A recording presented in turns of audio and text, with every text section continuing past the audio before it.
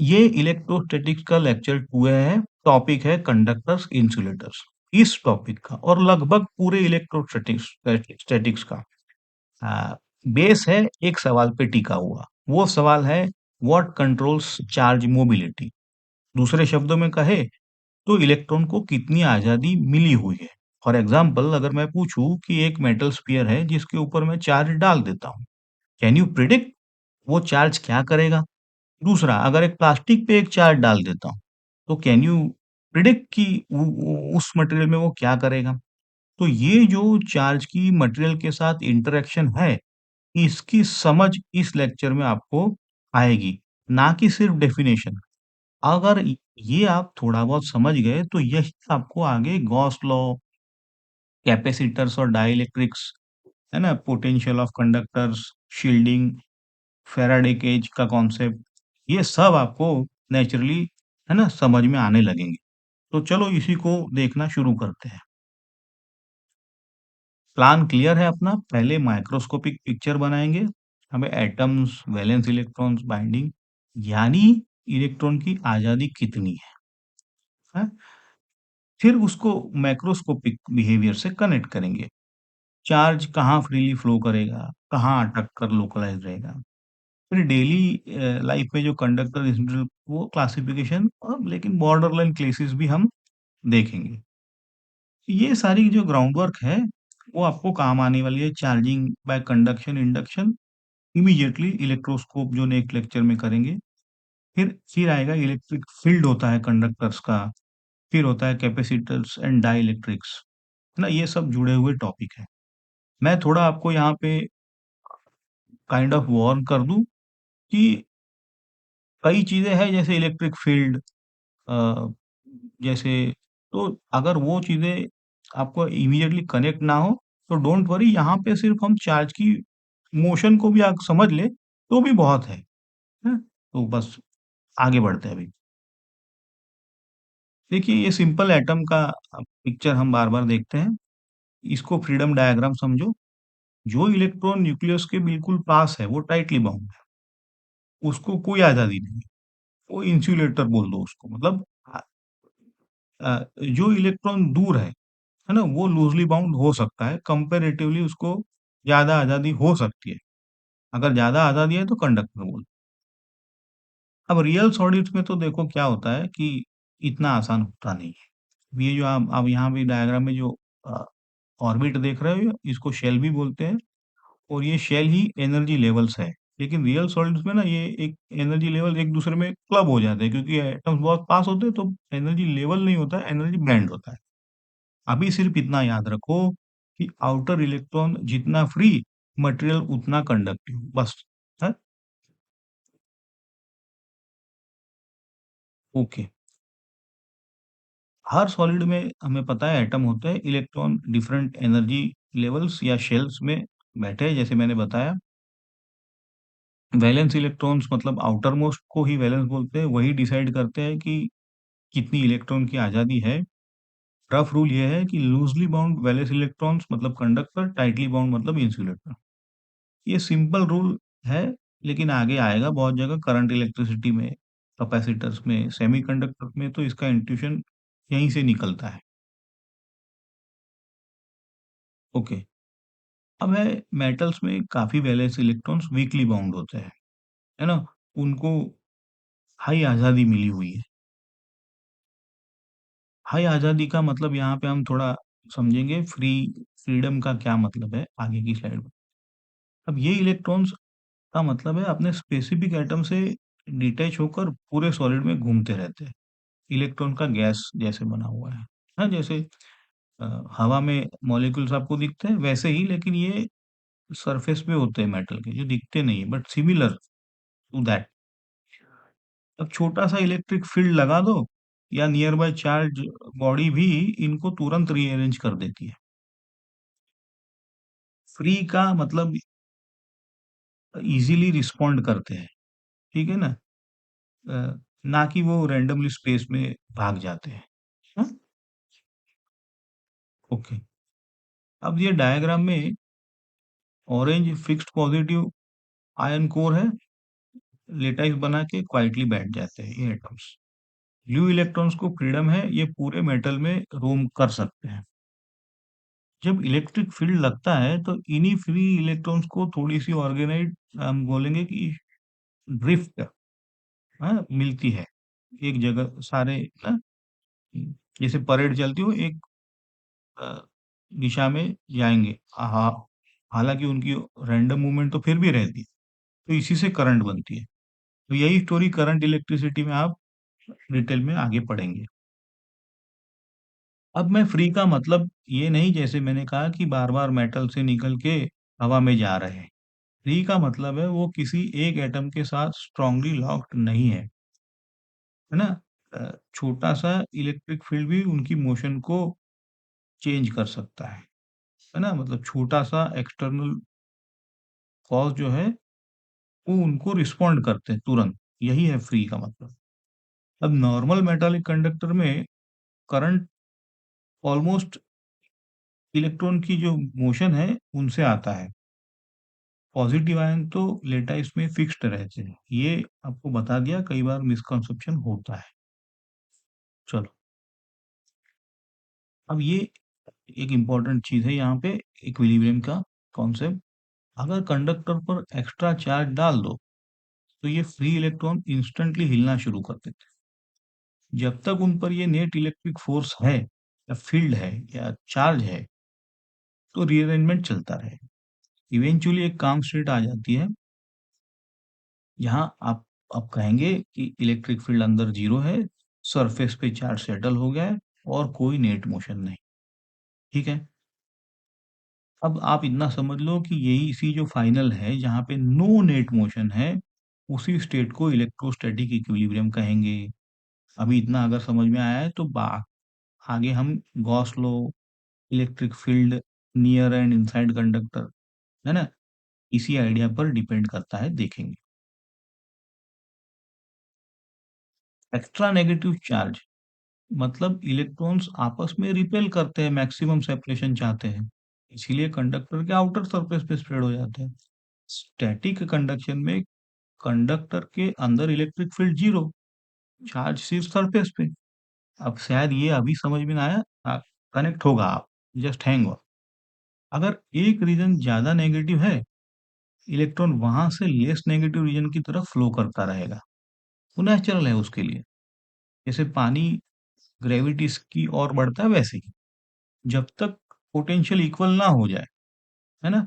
यही potential equalisation का microscopic picture है। अब आपको पोटेंशियल अभी समझ में नहीं आया, लेकिन मैंने जैसे कहा पानी जैसे बहता है वैसे ही इलेक्ट्रॉन भी नेचुरली लेस नेगेटिव जगह पे बहेगा। देखो इस पिक्चर में जैसे इनिशियली कुछ इलेक्ट्रॉन सिर्फ लेफ्ट साइड पे डाल दिए गए हैं, तो जैसे कहा कि वो एक दूसरे को रिपल्जन और फिर वो फ्री भी है, की वजह से वो पूरे स्फीयर की सरफेस पे यूनिफॉर्मली स्प्रेड हो जाते हैं और कर भी क्या सकते हैं। तो यही सिंपल विजुअल बाद में आपको हेल्प करेगा इलेक्ट्रोस्कोप में जो लीव्स क्यों डाइवर्ज करते हैं। फैराडे केज जो सवाल पूछा जाता है उसमें क्यों इंटीरियर में शील्ड ये करता है ना? और क्यों कंडक्टर के अंदर इलेक्ट्रिक फील्ड जीरो होती है ना? वैसे एक सेपरेट वीडियो भी बनाया है, पर ये तो शुरुआत है, तो आप चलो आगे बढ़ते हैं। अब अपोजिट स्टोरी है। इंसुलेटर जहाँ इलेक्ट्रॉन की आज़ादी बहुत कम है, तो वैलेंस शेल्स जो है वो फील्ड है, स्ट्रांगली बाउंड है। लार्ज एनर्जी गैप है, मतलब इलेक्ट्रॉन को निकालने के लिए बहुत एनर्जी चाहिए। इसलिए इलेक्ट्रॉन अपने एटम से या बॉन्ड के आसपास ही लॉक्ड रहते हैं। नॉर्मल इलेक्ट्रिक फील्ड ये मटेरियल के अक्रॉस इनको नहीं निकाल पाएगी।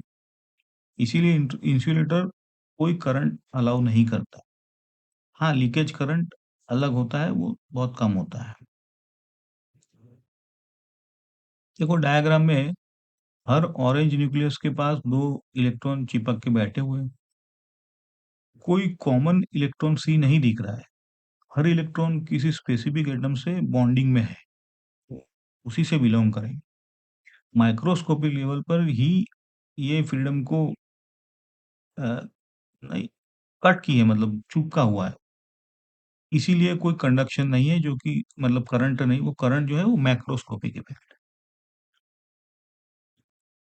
अगर आप इंसुलेटर पे एक्स्ट्रा चार्ज रखते हो, तो ऑलमोस्ट वो उसी रीजन में लोकलाइज़्ड रहता है। पूरे बॉडी पर फ्रीली स्प्रेड कर ही नहीं सकता क्योंकि मूविंग कैरियर्स ही नहीं है। इलेक्ट्रिक फील्ड लगाने पर थोड़ा-सा लोकल शिफ्ट होगा। अभी देखते हैं 2 स्लाइड के बाद। पोलराइज़ेशन होता है उसमें, बट उससे कोई करंट नहीं मिलता है। इसलिए इंसुलेटर्स को हम यूज़ करते हैं चार्ज ना ये भी यूज़फुल है देखो जैसे इंसुलेटर भी यूज़फुल है कि चार्ज रोकना है, आइसोलेट करना है, कि एक जगह पे होल्ड करना है ना? तो भी इसका अ, इस्तेमाल है इंसुलेटर का भी। देखो प्लास्टिक रॉड को लेफ्ट एंड पर रब किया है तो कुछ इलेक्ट्रॉन्स आ गए। अब ये इलेक्ट्रॉन्स मेनली इसी रीजन के आसपास कन्फाइंड रहेंगे जहाँ पे रबिंग किया है। राइट साइड में ऑलमोस्ट न्यूट्रल रहता है ना? यही रीज़न है कि इलेक्ट्रोस्कोप में भी हम इंसुलेटिंग हैंडल्स यूज़ करते हैं, ताकि चार्ज एक जगह पे कन्फाइंड रहे, हैं? हाथ तक लीक ना हो। ओके, बस ये डायग्राम से आप समझ गए कि प्लास्टिक पर वो चार्ज वहीं रहता है। अब जैसे मैंने कहा पोलराइज़ेशन, एक सूक्ष्म है, सटल है, इम्पोर्टेंट इफेक्ट है। इंसुलेटर्स में इलेक्ट्रॉन बिल्कुल जैसे आपने समझा कि वो पत्थर की तरह रिजिड नहीं है। इलेक्ट्रिक फील्ड आते ही जो बाउंड इलेक्ट्रॉन है थोड़ा-सा अपोजिट साइड शिफ्ट हो जाएँगे। ना हर एटम का एक टाइनी डाइपोल बना देंगे और फील्ड इलेक्ट्रॉन में रफली ये जो अलाइन हो जाएँगे बोल दो आप, तो इसी प्रोसेस को पोलराइज़ेशन बोलते हैं। कोई बड़ी चीज़ नहीं है, वो इलेक्ट्रॉन शिफ्ट हो जाता है ना? इसके रिज़ल्ट में सरफेस पर बाउंड चार्जेस अपीयर होते हैं, लेकिन क्योंकि इलेक्ट्रॉन्स फ्री नहीं है, तो ऑब्वियसली कंडक्शन भी नहीं मतलब करंट तो नहीं मिलेगा। यही कॉन्सेप्ट है आपको डायरेक्टली यूज़ होगा जब हम कैपेसिटर्स ना पोलर नॉन पोलर मॉलिक्यूल्स और डाइलेक्ट्रिक कांस्टेंट पढ़ते हैं। देखो इसको अभी ठीक से देखते हैं। अब देखो यहाँ लेफ्ट में हाई इलेक्ट्रॉन है, फ्री पूरे मेटल में घूम रहे हैं। राइट में लो फ्रीडम है, इलेक्ट्रॉन हर एटम के पास ही लॉक्ड है। यही माइक्रोस्कोपिक मतलब फ्रीडम डिफरेंस जो हमें अ, इलेक आगे आगे हर इलेक्ट्रोस्कोपिक फिनोमिना में जो मैक्रोस्कोपिक डिफरेंस बना देता है, कि करंट है या नहीं है, हैं? पोलराइज़ेशन है या नहीं है, ऐसा। फ़ील्ड डिस्ट्रीब्यूशन जो है, पोटेंशियल है, शील्डिंग है, चार्जिंग है, सब इसी से आएँगे।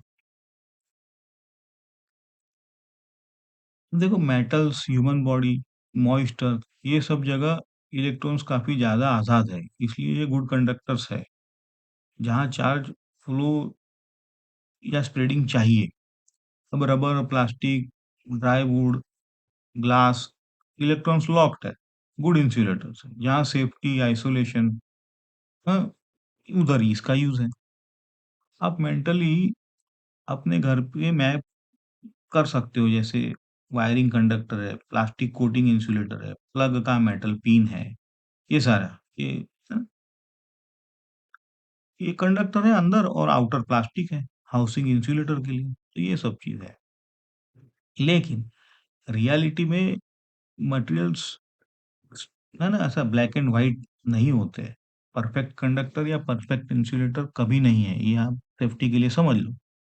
जैसे damp wood, humid air, tap water, moisture, ions की वजह से इलेक्ट्रॉन्स को थोड़ी एक्स्ट्रा आज़ादी मिल जाती है। तो प्लास्टिक भी है तो भी ऐसा नहीं, कभी मॉइस्ट है तो इसलिए लीक लीक भी होता है। आप ना एग्ज़ाम लेवल के लिए सिम्प्लिफिकेशन करते हैं, मेटल्स मतलब कंडक्टर्स और रबर, प्लास्टिक, ग्लास मतलब इंसुलेटर। अब ये आइडियल प्रॉब्लम सॉल्विंग में तो आइडियलाइज़ेशन अज़्यूम करना पड़ता है ना? जब तक क्वेश्चन कुछ एकदम एक्सप्लिसिटली कुछ बोले नहीं। अब आप क्लियरली देख सकते हो कि सारी इलेक्ट्रोस्टैटिक में हमने बस ये डिसाइड करना होता है कि इलेक्ट्रॉन्स को कहाँ फ्रीडम देनी है, कहाँ इन प्रिजन रखना है। कंडक्टर्स यहाँ हम चार्ज को मूव कर सकते हैं, स्टोर कर सकते हैं, रिडिस्ट्रीब्यूट कर सकते हैं, है ना? हाँ, अब ये चार्जिंग बाय कंडक्शन, इंडक्शन और उसका एप्लीकेशन है इलेक्ट्रोस्कोप। फिर आएगा आगे कंडक्टर्स में इलेक्ट्रिक फील्ड, पोटेंशियल, ये सारी चीज़ें। अभी इंसुलेटर तो जहाँ आपको चार्ज रोकना है, आइसोलेट करना है। डाइइलेक्ट्रिक स्लैब में, कैपेसिटर्स में ये है। इंसुलेटिंग सपोर्ट में है, वायर कोटिंग ये सारा है ना? और स्पेशली हाई वोल्टेज यहाँ पर है। तो ये जो आज का माइक्रोस्कोपिक पिक्चर आपको आगे किस चीज़ों में कनेक्ट करेगा, तो हम देखेंगे कि अभी तो हम कंडक्शन, इंडक्शन और इलेक्ट्रोस्कोप, लेकिन फिर आगे गॉस लॉ है, कंडक्टर्स है, फिर कैपेसिटर्स, डाइइलेक्ट्रिक्स, है ना? शील्डिंग, ये सब चीज़ें अब आप कनेक्ट कर पाओगे। चलो रिकैप करते हैं, अपना फंडामेंटल सवाल है कि इलेक्ट्रॉन को कितनी आज़ादी मिली हुई है? कंडक्टर्स मतलब वैलेंस इलेक्ट्रॉन्स लूज़ली बाउंड, हाई आज़ादी। लूज़ली बाउंड का मतलब कम एनर्जी दो तो मूव हो जाते हैं। और मोबाइल होता है सी का, मतलब मोबाइल चार्ज जो होता है उसका एक सी मतलब बहुत सारे हैं। एक्स्ट्रा चार्ज सरफेस पे स्प्रेड हो जाती है। इंसुलेटर्स में टाइटली बाउंड, लो आज़ादी, चार्ज लोकलाइज़, कोई फ्लो नहीं, कोई सी नहीं, सिर्फ हाँ, लेकिन पोलराइज़ेशन है स्लाइड। अब ये फॉर्म आपकी जो माइक्रोस्कोपिक अंडरस्टैंडिंग है ना? आपको अब आप आसानी से कनेक्ट करोगे charging by conduction, induction, electroscope next lecture में आएगा। Electric field, Gauss law, potential मैं बार-बार ये सब चीज़ें कहता हूँ। कंडक्टर का potential, capacitor, dielectric, shielding, Faraday cage ये यहीं पे आपका है बेसिक। तो अगले लेक्चर में स्पेसिफिकली देखेंगे कि फ्री इलेक्ट्रॉन्स एक्चुअली फ्लो कैसे करते हैं, charging by friction, conduction, induction, microscopic level पर क्या कर रहे हैं और उसका इलेक्ट्रोस्कोप का एप्लीकेशन। Thank you.